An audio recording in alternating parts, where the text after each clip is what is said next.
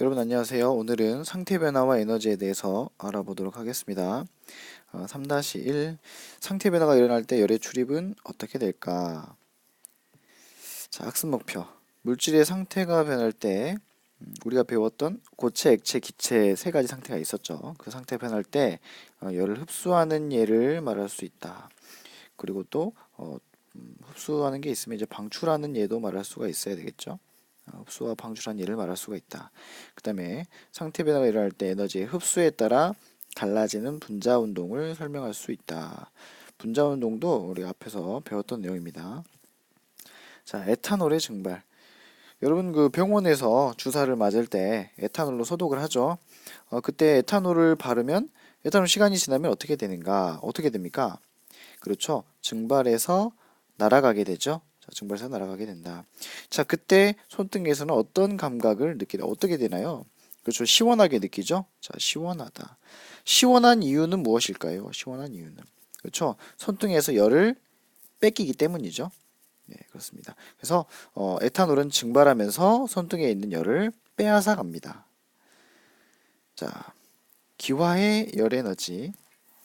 기화할 때 분자들은 주위로부터 열 에너지를 흡수한다. 열 흡수한 물질의 분자 운동은 활발해지고 주위의 온도는 내려간다.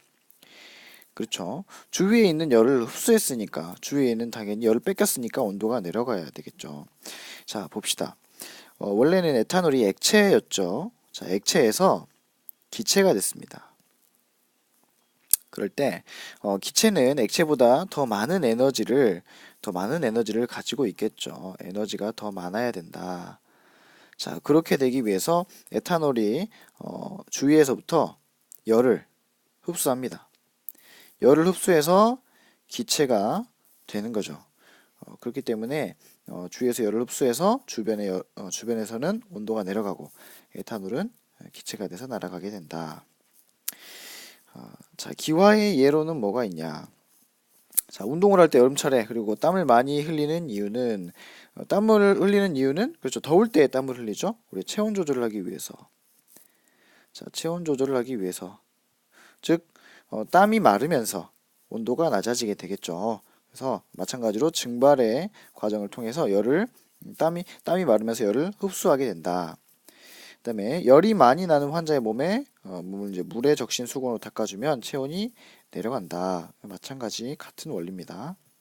자, 그다음에 음료수에 얼음을 넣으면 얼음이 녹으면서 자, 즉 녹는단 말은 고체가 액체가 된다는 얘기죠.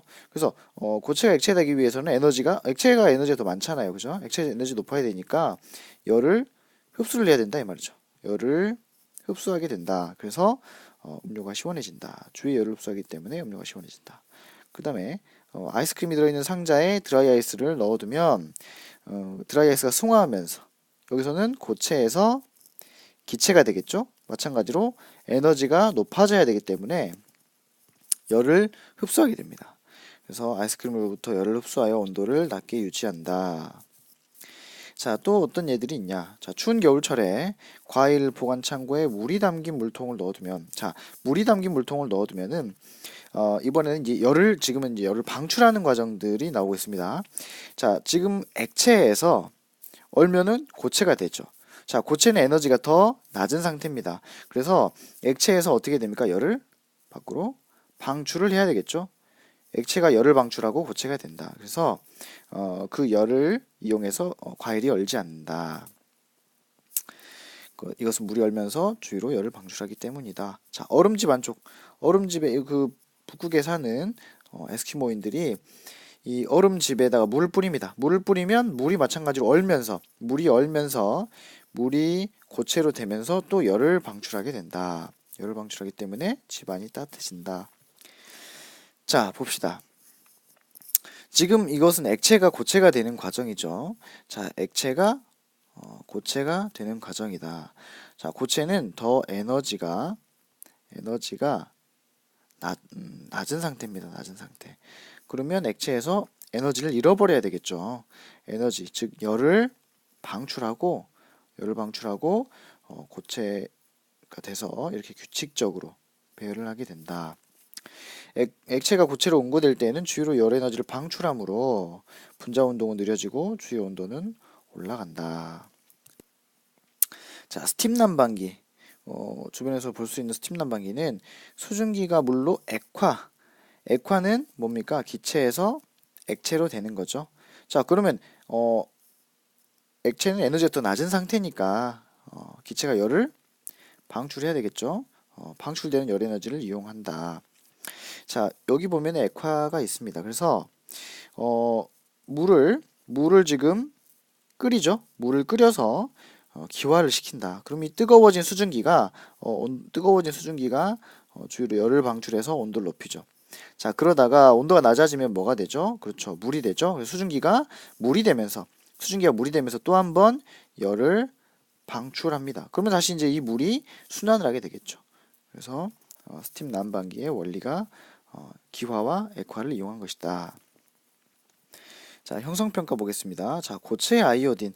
자, 아이오딘 고체는 승화성 물질입니다. 승화성 물질인데, 자, 고체 아이오딘을 여기 놓고 이제 가열을 하면, 이 지금 보라색으로 보이죠? 아이오딘이 보라색입니다. 자, 가열하면 승화해서, 여기서는 아이오딘 기체로 존재하게 되겠죠. 자, 그러다가 얼음을 만나면, 여기서 다시 어떻게 되냐? 고체 알갱이로 이게 달라붙게 되겠죠. 자, 그래서 여기서는 고체에서 기체로 가는 승화, 여기서는 기체에서 고체로 가는 승화가 일어난다. 자, 물질이 열 에너지를 어떻게 하면 분자 운동이 활발해지냐? 열 에너지를 얻어야 되겠죠. 얻으면 또는 흡수하면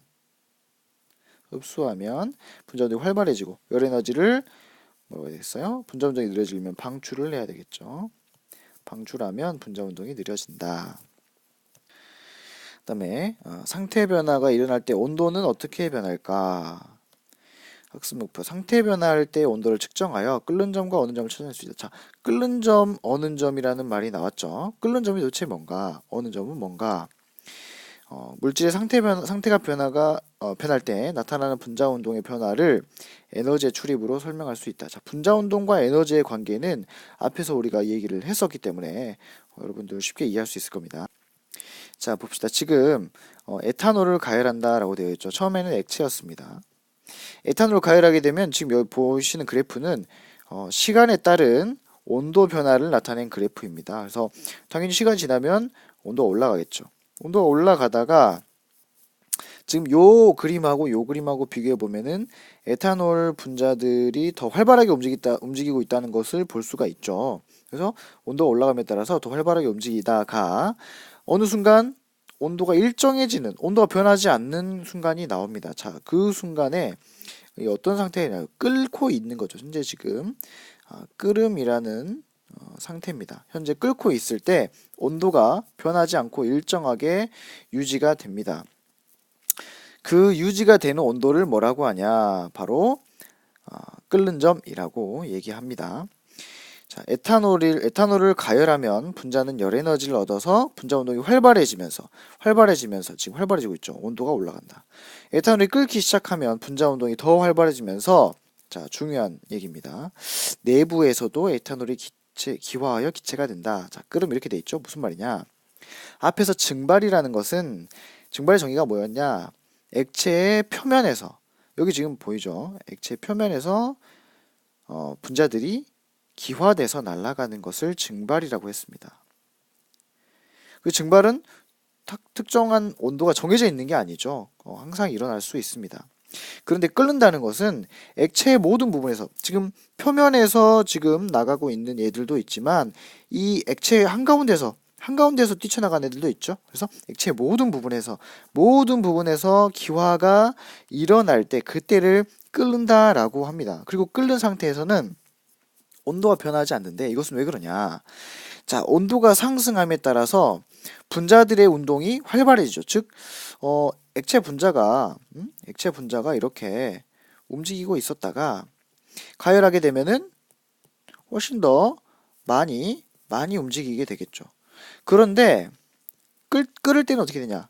끓을 때는 이 액체들 속에서 분자가 이제 완전히 기체가 돼서 날아가 버린다는 거죠. 그러면 그 전에 운동이 활발해질 때랑 비교해서 얘가 완전히 날아가기 위해서는 훨씬 더 많은 에너지가 필요하다 이 말이죠. 훨씬 더 많은 에너지가 필요하다. 그렇기 때문에 밖에서 가열해주는 에너지들이 밖에서 불을 통해서 가열해주는 에너지들이 다 어디에 쓰이냐? 이 분자들이 기체가 돼서 날아가는데 쓰이기 때문에 더 이상 온도가 증가하지 않게 된다 이 말입니다. 자, 그러다가 이제 다 기체가 돼버리면 다 끓어서 기체가 되면 다시 온도가 상승하게 됩니다. 그래서 끓는 중에는 온도가 변하지 않는다. 자, 액체가 끓고 있는 동안 가해준 열 에너지는 온도를 올리는 데 사용되지 않고 에탄올이 기체로 상태 변화하는 데 사용된다. 방금 설명했죠. 에탄올이 모두 기화할 때까지 온도가 일정하게 유지된다. 이때를 끓는 점이라고 한다. 그러니까 끓는 점은 끓는 온도를 얘기합니다. 물에 끓는 점은 그럼 몇 도겠어요? 물에 끓는 점은 100도씨가 되겠죠. 에탄올은 보니까 지금 약 78도 정도 되는 것 같습니다. 에탄올의 끓는 점은 78도시다. 이렇게 얘기를 할 수가 있습니다. 자, 이게 잘 나와 있죠. 끓는다는 것은 액체의 내부에서도 기화가 일어나는 현상을 말한다. 끓는 점은 끓는 온도이다. 끓는 온도이다. 자, 냉각했을 때, 이번에는 이제 냉각입니다. 물을 냉각했을 때의 온도 변화. 자, 여기서는 지금 물이고, 냉각시키면, 자, 마찬가지로 또 상태 변화하는 구간이 나타나죠. 액체에서 고체로 상태 변화하는 구간이 나타난다. 이때는 마찬가지로 온도가 변하지 않고 일정하게 유지가 되죠. 물을 냉각시키면 분자는 열 에너지를 잃어 분자 운동이 느려지면서 온도가 내려간다.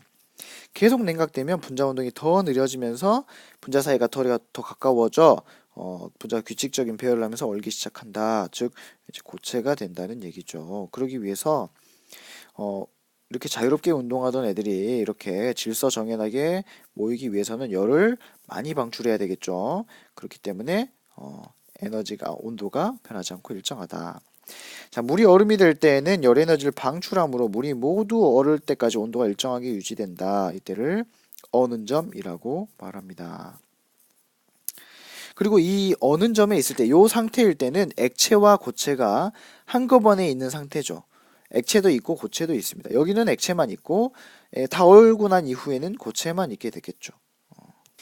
자, 어는 점이라는 것은 액체가 얼어서 고체로 되는 동안 일정하게 유지되는 온도를 말한다. 녹는 점, 고체가 녹고 있는 동안 일정하게 유지되는 온도다. 자, 그런데 녹는 점하고 어는 점하고는 어떤 관계가 있냐? 자, 물의 어는 점은 몇 도냐? 0도죠. 얼음의 녹는 점은 몇 도냐? 얼음의 녹는 점은 0도죠. 그래서 사실은 같습니다. 녹는 점과 어는 점은 같습니다. 그렇지만 이제 뭐가 다르냐? 어는 점은 액체가 고체가 된다는 거고 녹는 점은 고체가 액체가 된다는 거죠. 그런 차이가 있지만 실제로 그 어는 온도는 똑같습니다. 그래서 어는 점과 녹는 점은 온도는 같다라고 알아두면 되겠습니다. 물질의 어는 점과 녹는 점은 같다. 자, 형성평가 보겠습니다. 자, 수증기를 냉각시키면서 시간에 따른 온도 변화를 측정 나타낸 것이다. 자, 수증기니까 현재 여기는 기체, 여기는 뭐가 되겠습니까? 기체 플러스 액체인데 기체가 액체로 변하고 있는 과정이고 여기서는 액체가 되겠죠. 자, 가나다 구간에서 물질은 각각 어떤 상태인가? 방금 얘기했죠. 나 구간에서 온도가 일정하게 유지되는 이유는 무엇인가요? 자, 아까 얘기했듯이 물질의 상태 변화 시에는 온도가 변하지 않고 일정하게 유지된다. 상태 변화하는데 다 에너지가 쓰이기 때문이다 라는 것을 알 수가 있습니다. 자, 여기까지 수고하셨습니다.